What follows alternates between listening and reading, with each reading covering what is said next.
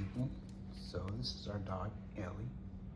See, she's healing here from our recent experience that we had with Rover, which was an absolute nightmare.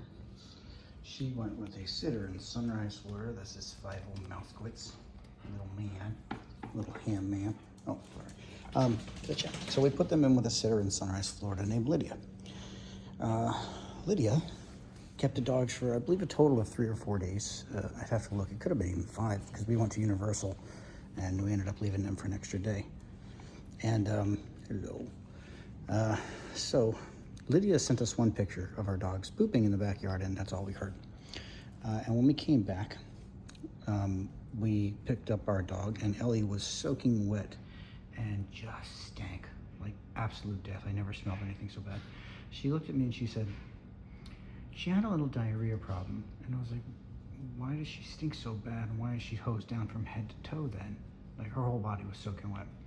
So we drove her home, and she said, just, it could just be stress colitis. Give her some, boiled chicken or something. We took her home and, come to unpack and stuff. And while we're doing that, we don't realize what's going on downstairs. And they are exploding with bloody diarrhea all over the house. These walls were covered in explosive, I mean up to here, with explosive diarrhea all over the walls, all over the sliding glass door, just pools and puddles of it all over the carpet, all over our couch. We had to get them professionally cleaned. It was bad. They ran up the stairs pooping blood all up the stairs and in front of our door. It was covered. This whole area upstairs was covered, and up down here too. You almost couldn't walk and not step in poop. Everywhere was covered in this bloody, rancid poop. It smelled like death. So we bring it to the attention of Rover mods, and we tell them, hey, what's going on? Because when we picked her up, we noticed that the whole front of her face, this area was all like scabbed and crunchy and looked like bloody scabs. And I looked at her and I said, what's wrong? She goes, I guess she just tried to get to me through the fence. And I was like, that doesn't make any fucking sense. What are you talking about? Did you cage our dog? No. She just tried. Bullshit. So she was supposed to leave our dog out in the open. That was the agreement. The dog was supposed to be able to run free and even be able to swim in the pool, not be caged. You know how it is to cage a border collie. She went ape shit.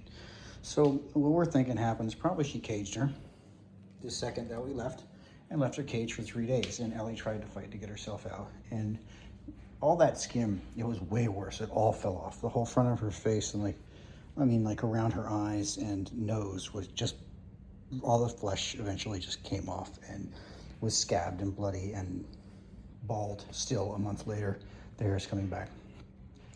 So Rover hasn't done shit.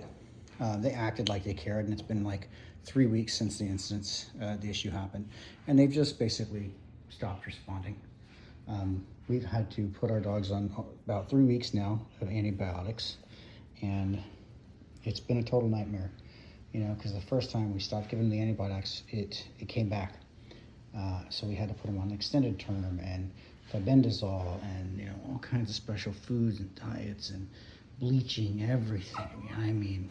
The cleaning, and how thorough you have to be with Giardia because of the cysts. It's very resilient. So it's been nonstop safety over here for 3 weeks. And I just had to bring it to attention. Rover's a fucking nightmare. I tried to use them, I should have known better. I tried to use them back in, I don't know, what was it, like 2020? And so the first time I tried to use it, this guy, the last minute, he comes over to the house and he just shows up and he gives me a weird vibe and stuff. And I talked to him on the phone. He seemed like a good enough guy, and he was going to house sit for us for a few days while we were going out of town. And I told him, we have cameras in the house, so, just please be aware of that. And he was like, okay, but I don't know if he didn't see the camera in the living room, because about 10 minutes after we leave, my wife logs into the camera and records it. But he's literally on the phone. He's like, I hate it here. It's like, I can't even walk around this house naked because they have cameras everywhere. Believe it or not, I don't really give a shit. I posted about this stuff on the Reddit, Rover read it, and their little white knight sitters just a lot. Some people were like, "Oh my God, I'm so sorry you went through this. It's terrible," but a lot of their little white knight scumbag sitters were just like, "Oh, you're a liar. It never happened." I got the fucking vet bills and the cleaning bills and the hell that I went through, and the booking with Lydia and Sunrise to prove I went through this shit. It was terrible. The vet, when we brought her into the vet almost threw up because she shit all over the floor in the vet, and the smell was so rancid and deep dark blood. The vet was just like, oh my God. So it was really bad. I had another time that I tried with Rover to get somebody just to come over and walk the dog 3 times a day. That's what we do, 3 morning, afternoon, evening for our dogs. And she said, we'll take them out on a nice long walk and this and that. I was like, great, that's perfect, thank you. So we come back and I ask her, so how long did you walk the dogs for? Oh, I took them out for like 20, 30 minutes each time. I was like, that's funny, because I checked my video recordings, and she literally took the dogs out for 60 seconds. I'm not even exaggerating. Not 5 minutes, and I'm saying 60 seconds. It was literally 60 seconds. She opened the door and walked them out into the front yard. I don't even know if they went to the bathroom, and then she brought them back in. But I'm guessing they didn't, because when we came back, the house had shit and piss all over the floor. She didn't even have the decency to pick it up. And this is after like 3 days of her coming by the house to walk them, because we were, again, out of town for like 3 days. So she stopped by the house and walked them while she was supposed to. And that's what I got from it. Another experience I had with Rover, I go to book with this guy. And great, he can sit the dogs for us at his house. We bring him over there. I get there, this guy's walking around with socks. One of the socks has holes in them that look like they're, it's just a disgusting, grungy person. And his toenails are like painted black and pink. And the guy's just really weird. And he has this adorable, sweet little girl, maybe 5 years old, I don't know, something like that. And the house is like, just got like 5 dogs, big dogs, just running around going ape shit crazy.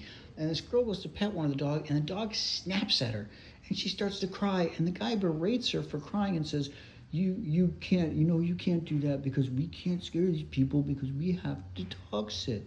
We have to take her, so you have to be strong. And I was like, you fucking piece of shit. You literally don't care about this beautiful little girl's life. All you care about is getting money for dog sitting. And as far as you're concerned, she could take a bite, and it better roll off her back, because you don't care. I've only had one experience with a dog walker that was any good. Like 4 out of 5 experiences I've had with Rover have been a total fucking nightmare. I can't I can't walk around their house naked and sit my naked fucking weird ass all over this guy's couch. I walk my dog for 60 seconds. The girl the last one, when they were shitting blood, she told us nothing.